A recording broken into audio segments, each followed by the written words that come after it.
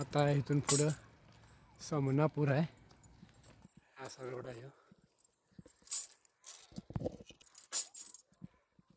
3-4 kilometre आहे समनापूर म्हणून. तिथून पुढं घरकपूर म्हणून आहे, एक 3-4 किलोमीटर आहे. टोटल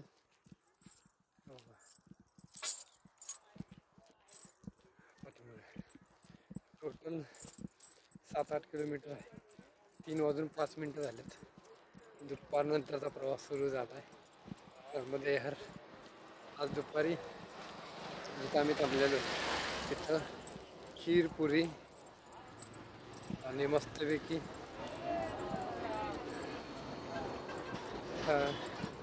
कोथिंबीरची चटणी होती, कोथिंबीर घालून नर्मदे आणि मुळा टोमॅटो. खूप सुंदर पद्धतीचं जेवण त्यांनी बनवलेलं त्या काकाने आणि त्यांच्या आईने. त्यांचं एकत्र कुटुंब आहे, 3 जण भाऊ आहेत. त्यांना 2-2, 3-3 मुलं, 3-3 मुली आहेत.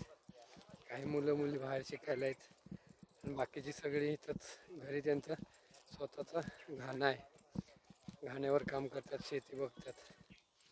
येणार जाणारच नाही, नर्मदा परिक्रमा वाचायच नाही. जेवण बनवून घालतात गरम गरम. आज राहावा म्हणत होते, राहिलं नाही. खूप चांगली प्रेमळ माणसं आहे तिकडं. परत येताना बिस्किट पुढे दिले. काल आम्ही खवा घेतलेला मावा. माझ्या भावाला पोरगी झाली, एका भावाचं लगीन झालं परवा. माझ्या भावाला पोरगा झाला आहे मध्ये. आणि आज दत्त जयंती. दिगंबरा श्रीपाद वल्लभ दिगंबरा श्री गुरुदेव दत्त. ओम ओंकार गुरुदेव दत्त. दत्त जयंती आज. त्यानिमित्तानं मस्तपैकी खवा काल घेतलेला, आज त्या तिथं दिल्यानंतर त्यांनी खवा साखर वगैरे घालून मस्तपैकी खवाची लापसी बनवली पेढ्यासारखी दिली. गरम गरम सगळ्यांना वाटायला सांगितलं तिथं. मस्तपैकी दत्त जयंती. आता प्रवास हा आज 15/12/2024 आमचा प्रवास असा सुरू आहे. आजचा 22वा दिवस आहे. कसे दिवस चाललेत कळत नाही. रोज एक दिवस निघत चाललेत असे.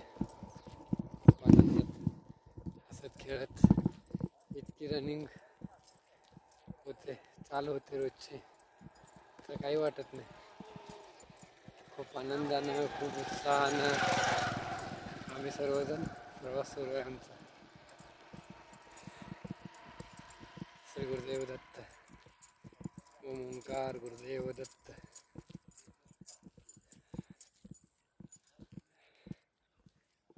इथून 3 ते 4 किलोमीटर आतल्या साईडला नर्मदा माताजी असे वाहते या डोंगराच्या कडेनं. सकाळी बघितलं आपण गरुडापूर हे मंदिर बघितलं व्हिडिओमध्ये. नर्मदे यार असं आत रानामानामध्ये असलेले माणसं बघितलं नर्मदे हार म्हणून घोषणा करतात. सकाळी बघितलो व्हिडिओमध्ये, सकाळी जे बघितलो आपण गरुडपूर जे मंदिर बघितलो आपण, ते हजारो वर्षापूर्वीचं मंदिर आहे. ते बोलतात 2-1 हजार वर्ष झाले असतील त्याला, एवढं जुनं मंदिर आहे. खूप सुंदर आहे. त्यामध्ये माता की जय. दिगंबरा श्रीपाद वल्लभ दिगंबरा. अवधूत चिंतन श्री गुरुदेव दत्त.